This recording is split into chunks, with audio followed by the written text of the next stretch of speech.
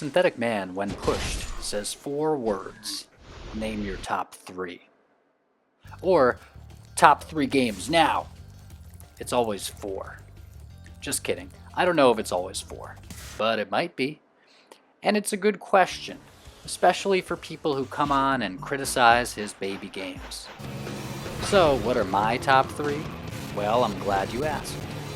We're doing this in order, not a countdown, just a count up. Perhaps this makes more sense because it's such a short list. Dark Souls 2.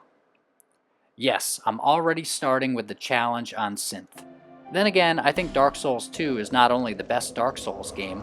From Software, you fucked up by having your discs be so bad that the only 3 PS4 discs that I have that broke are Sekiro, Bloodborne, and indeed Dark Souls 3.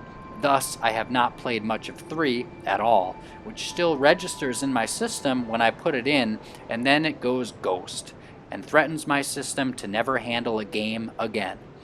But perhaps my favorite game of all time. Just look at Majula. As a matter of fact, listen to it.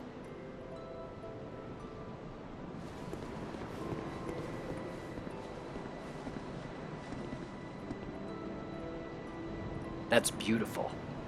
Watch these 3 little interactions, cherry-picked for your amusement. But if you seek undead blood, I welcome you. Oh, I'd given you up for dead. Almost had me worried, really. Bearer of the curse, I will always be at your side.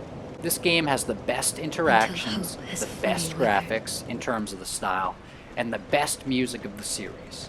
I have not finished the first one, and I have not barely played, the third one, and Sekiro I have not played at all, I don't think. Although I would like to get it. In any case, I'm just saying, games don't come any better than this. Not to mention, the gameplay is fun. A lot of fun. So fun that I played through it once, and then I think I played through it again. I got stuck on the ice level in the DLC, as well as the scary, bony Dragonside level. But I may yet go back to finish it.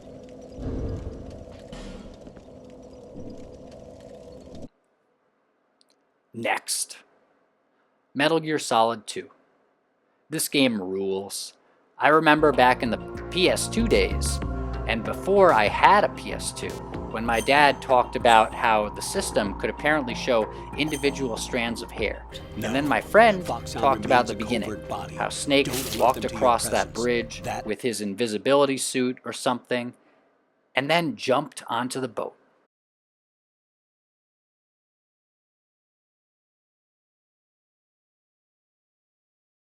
The Hudson River, 2 years ago. We had classified intelligence that a new type of Metal Gear was scheduled for transport. The whole thing stank, but our noses had been out in the cold too long.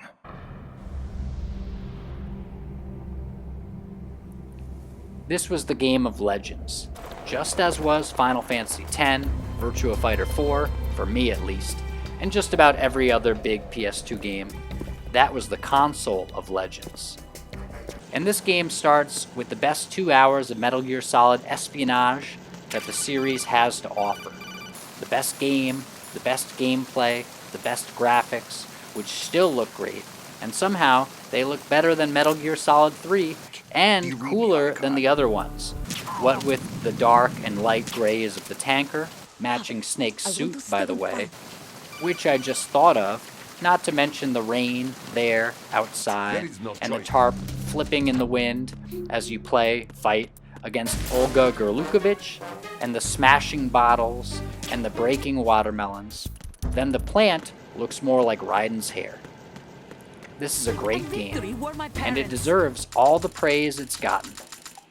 Not to mention that the story indeed is a mindfuck that basically takes the already metafictional Metal Gear Solid series, or metal fictional, and turns it into basically Snake's origin story through another man, and Snake is himself the clone of Big Boss, who basically represents Satan. See Metal Gear Solid 3. This is a great game. It's fun in the beginning, and it's really fun in the end. The Raiden section got a lot of shit, but that has good graphics, with good bird shit, and it also has some of the most interesting codec calls you've ever heard, including the famous, now, meme stuff. And it somehow manages to do this while totally breaking down the codec from Metal Gear Solid 1 into like 2 characters. Plus, it's not even as bad as the codec from Metal Gear Solid 3, which has like 1.5 characters. And then it's not even as bad as the codec from Metal Gear Solid 4, which has like 1 character, Drebin.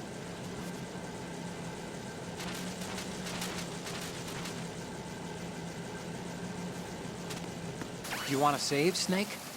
Okay, on to the list. Oh, you're not gonna save? Kingdom Come Deliverance. This is my favorite game of all time. But Dark Souls 2 got in there faster, and so did Metal Gear Solid 2. I love this game with all my heart. My channel name is literally based on this game, and how the guy in it, Radzig, talks, near the end, about how you are a noble and what makes it. This is just about the greatest game of all time. I already made a long-ish video about this game, and I think it came out well. It's called Kingdom Come Deliverance and Occultism. And it shows how this is not a Christian game, just like how Far Cry 5 is not a based game, but a game that mocks the people who are supposedly based, obviously. Just like Metal Gear Solid V, the only one with a Roman numeral is Metal Gear Solid 6, because it's not a Roman numeral. Anyway, this game, with its horrors and its main character, hilariously, as I have at the end of the video, saying, "Well, I killed that guy, but then the other guy came after me, but it's okay because I killed him too," or something, is not a Christian game at all. Not to mention the subversive monastery mission, which is cool, but is also not in any way showing a Christian monastery to be any kind of good place. That doesn't mean that it is, or it isn't, but it is not a Christian game. Anyway, what it is a good game, and a great game. I think it shows how great it is by how it matches the title. This is Kingdom Come. This is literally the world you've been pining for, the one that's been taken away from you. And it has better combat than Skyrim, more interesting files than Skyrim, a more interesting world than Skyrim, more interesting characters than Skyrim, and more interesting themes than Skyrim. And I love Skyrim. And Skyrim is ironically a chudly game, the one that people seem to say Far Cry 5 is, or this one for that matter. Though this one is too, and boy is it howdy. I love this game with all my heart, and thinking of it, I think of the Don Draper speech, where it is a world that you ache to go again, a world that you never knew.